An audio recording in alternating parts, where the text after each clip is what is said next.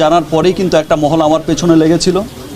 তারা কিন্তু আর অন্য কোনো কিছু, তারা অনেক কিছু সাজাতে চেয়েছিল, কিন্তু কিছুই কিন্তু পারেনি। তো আমি বিশ্বাস করি যে আমার জন্য আমার লাখো কোটি মানুষ আছে যারা আমাকে ভালোবাসে, দেশে বিদেশে কোটি মানুষ আছে যারা আমার পক্ষ থেকে জবাবটা দিয়ে দেয়। আমাদের উপরে কেন পুরুষদের হাত পড়বে, কেন আমাদেরকে টর্চার করা হবে? ধিক্কার জানাই এই সরকারের, নিন্দা জানাই এই সরকারের, এবং এই সরকারের পতন দাবি করি আমরা সকলে। আমাদের হাতে যদি অস্ত্র ওঠে আপনারা কি বাঁচবেন?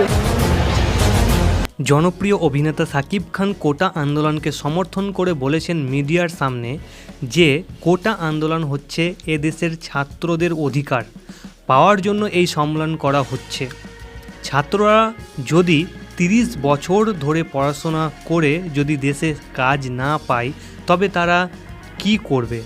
আর তাদের হক নিচ্ছে সরকারের কিছু গুন্ডারা। মেধা ছাত্ররা তাদের অধিকার পাচ্ছে না। সাকিব খান আরও বলেন, যদি এই আন্দোলনের কোনো সমাধান না হয় তাহলে আমি নিজে আন্দোলনে নামব এই দেশের ছাত্রদের জন্য। সাকিব খান এই আন্দোলনকে সমর্থন করে এই মন্তব্য করার সাথে সাথে সরকারের তরফ থেকে একেবারে ধমকি আসতে শুরু করেছে। তিনি বলেন, আমার সরকারের তরফ থেকে যে সমস্ত ধমকি আসছে এবং আরও অনেক দিক থেকে ধমকি আসছে, আমি ধমকিতে ভয় পাই না।